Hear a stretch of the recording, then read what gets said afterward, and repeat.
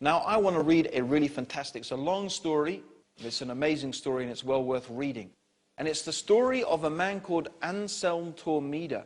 And he was a priest and a Christian scholar. And he was a person who wrote a book.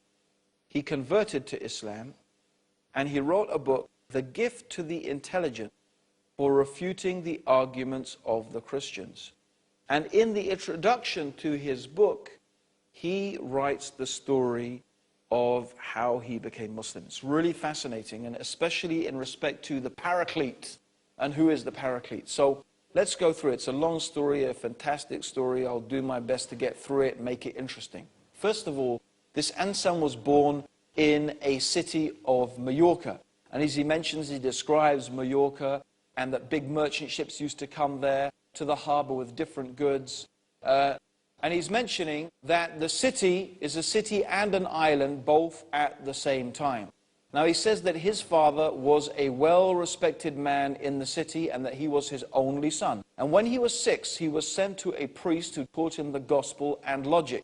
That's obviously common in those times, that the priests, in fact, were the only people who were really learned, and they could read and write. And there were also many of them well instructed in philosophy. So he learned the gospel and logic, and which he finished in 6 years. So this is by the time that he was 12. I lived in the church with an aged priest. He was greatly respected by the people because of his knowledge and religiousness and asceticism, which distinguished him from other Christian priests. Questions and requests for advice came from everywhere, from kings and rulers, along with presents and gifts. They hoped that he would accept their presents and grant them his blessings. The priest taught me the principles of Christianity and its rulings. I became very close to him by serving and assisting him with his duties, until I became one of his most trusted assistants, so that he trusted me with the keys of his room in the church and the food and the drink stores. He kept for himself only the key of a small room where he used to sleep, I think, and Allah knows best, that he kept his treasure chest in there. I was a student and a servant for a period of 10 years. Then he fell ill and failed to attend the meetings of his fellow priests. During his absence, the priest discussed some religious matters until they came to what was said by the Almighty Allah through his prophet Jesus in the gospel. After him will come a prophet called Paraclete. It's interesting that he says, after him will come a prophet called Paraclete. They argued a great deal about this prophet and as to who he was among the prophets. Everyone gave his opinion according to his knowledge and understanding, and they ended without achieving any benefit in that issue.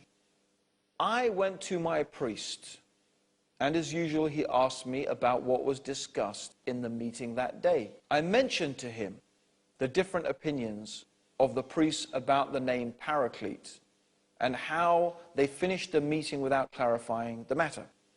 He asked me, what was your answer? I gave my opinion, which was taken from interpretation of a well-known exegesis. He said that I was nearly correct, like some priests, and the other priests were wrong. But the truth is different from all of that. This is because the interpretation of that noble name is only known to a small number of very well-versed scholars.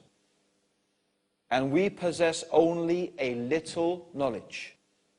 I fell down and kissed his feet, saying, Sir, you know that I traveled and came to you from a far distant country. I have served you now for more than 10 years and have attained knowledge beyond estimation. So please favor me and tell me the truth about his name. The priest then wept and said, My son, by God, you are very much dear to me for serving me and devoting yourself to me. Know the truth about this name, and there is great benefit, but there is also a great danger. And I fear that when you know about this truth, and the Christians discover that, You will be killed immediately. I said, by God, by the gospel, and he who is sent with it, I shall never speak any word about what you will tell me. I shall keep it in my heart. He said, my son, when you came here from your country, I asked you if it is near to the Muslims and whether they made raids against you and if you made raids against them. This was to test your hatred for Islam. Know, my son, that Paraclete is the name of their prophet Muhammad, to whom was revealed the fourth book as mentioned by Daniel. His way is the clear way which is mentioned in the gospel. I said, then sir, what do you say about the religion of these Christians? He said, my son, if these Christians remained on the original religion of Jesus, then they would have been on God's religion. Because the religion of Jesus and all the other prophets is the true religion of God. But they changed it and became unbelievers. I asked him, then sir, what is the salvation from this? He said, oh my son, embracing Islam. I asked him, will the one who embraces Islam be saved? He answered, yes, in this world and the next. I said, the prudent chooses for himself. If you know, sir, the merit of Islam, then what keeps you from it? He answered, my son, the Almighty Allah did not expose me to the truth of Islam and the Prophet of Islam until after I have become old and my body weakened. Yes, there is no excuse for us in this. On the contrary, the proof of Allah has been established against us. If God had guided me to this when I was your age, I would have left everything and adopted the religion of truth. Love of this world is the essence of every sin. And look how I am esteemed, glorified and honored by the Christians, and how I am living in affluence and comfort. In my case, if I show a slight inclination towards Islam, they would kill me immediately. Suppose that I was saved from them and succeeded in escaping to the Muslims. They would say, do not count your Islam as a favor upon us. Rather, you have benefited yourself by entering the religion of truth, the religion that will save you from the punishment of Allah. So I would live amongst them as a poor man of more than 90 years without knowing their language and would die amongst them starving. I am, and all praise is due to Allah on the religion of Christ and on that which he came with, and Allah knows this from me. So I asked him, do you advise me to go to the country of the Muslims and adopt their religion? He said to me, if you are wise and hope to save yourself, then race to that which will achieve benefit for you in this life and the next. But my son, none is present with us concerning this matter. It is between you and me only.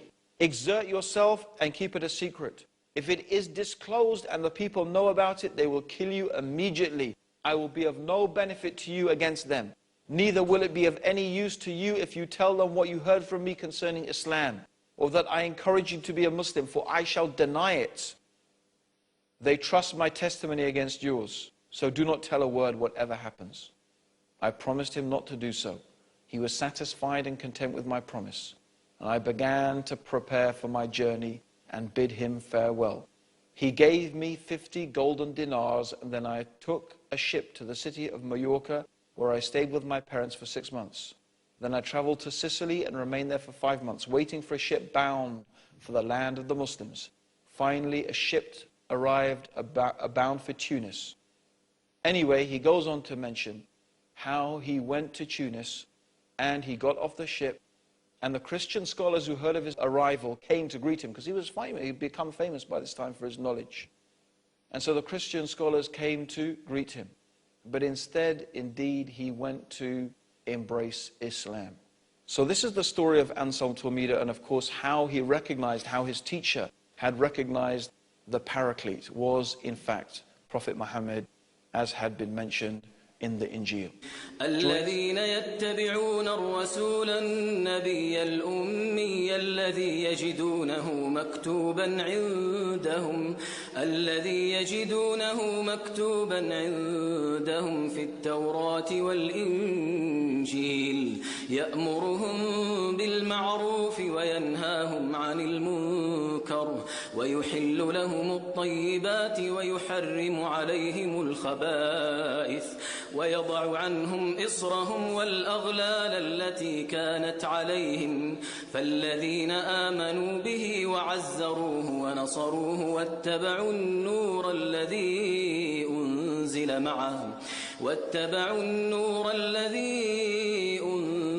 معه أولئك هم المفلحون.